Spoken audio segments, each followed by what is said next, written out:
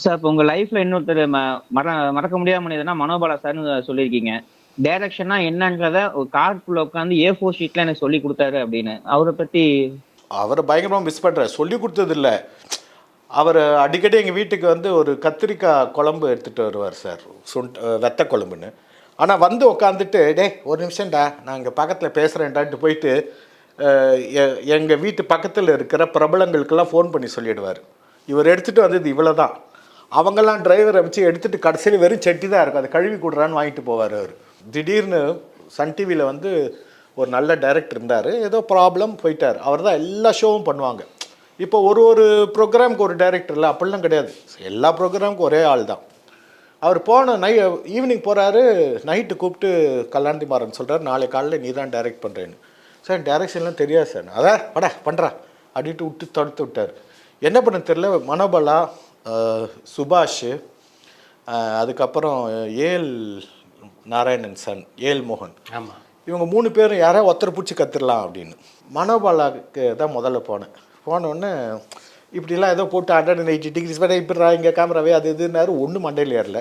சுபாஷ் சார்கிட்ட போனேன். அவர் வந்து இப்போ இதுதான் 2 பேர் இருக்கும் இல்லைங்களா, இது ஓஎஸ்எஸ்ன்னு இங்கேருந்து எடுப்பாங்க. அப்புறம் அவரையே தூக்கி இங்கே உட்காத்தி வச்சு கேமராவை இந்த பக்கம் வச்சுட்டு பேக்ராப் மட்டும் ஏதாவது ஃபோட்டோ மாற்றிட்டு சீட்டிங் பண்ணி எடுக்குது. இந்த சீட்டிங் மட்டும்தான் மண்டையில் ஏறிச்சு. இதெல்லாம் ஏதோ பண்ணி தட்டு மாதிரி தப்பாக பண்ணி வந்துட்டேன்.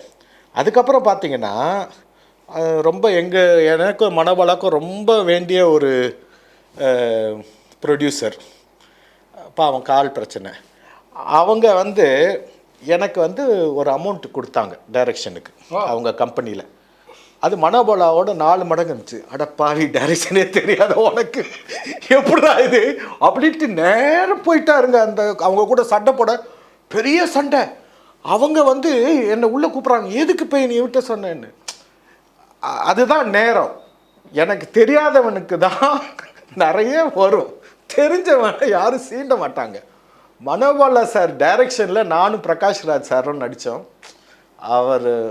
நான் கடைசி வரைக்கும் அவரை டைரக்டர் சார் தான் கூப்பிட்டுட்டு இருந்தேன். அவரை நான் வந்து மனோபாலானே கூப்பிட்டது இல்லை, டைரக்டர் சார் தான். ஏன்னா நான் அவர் டைரக்ஷனில் நடிச்சிருக்கேன். ரொம்ப சிம்பிளாக, அதான் டைரக்ஷன்றது. இப்போ ரைட்டில் போய் லெஃப்ட் திரும்ப, அங்கே ஒரு பிள்ளையார் கோயில் இருக்கும், இந்த மாதிரி நமக்கு டைரக்ஷன் சொல்கிறது தான். அது தெளிவாக இருந்தால் தான் அதை சொல்ல முடியும். ரொம்ப தெளிவு, வெரி இன்டெலிஜென்ட் பர்சன். எதுவுமே டப்புன்னு கேட்டுருவார். எப்படி இவனுக்கு கொடுத்த, இவனுக்கு ஒன்றுமே தெரியாது. அதே ஒரே கம்பெனியில் அவருக்கு சம்பளம் காலனா எனக்கு ஒரு ரூபா.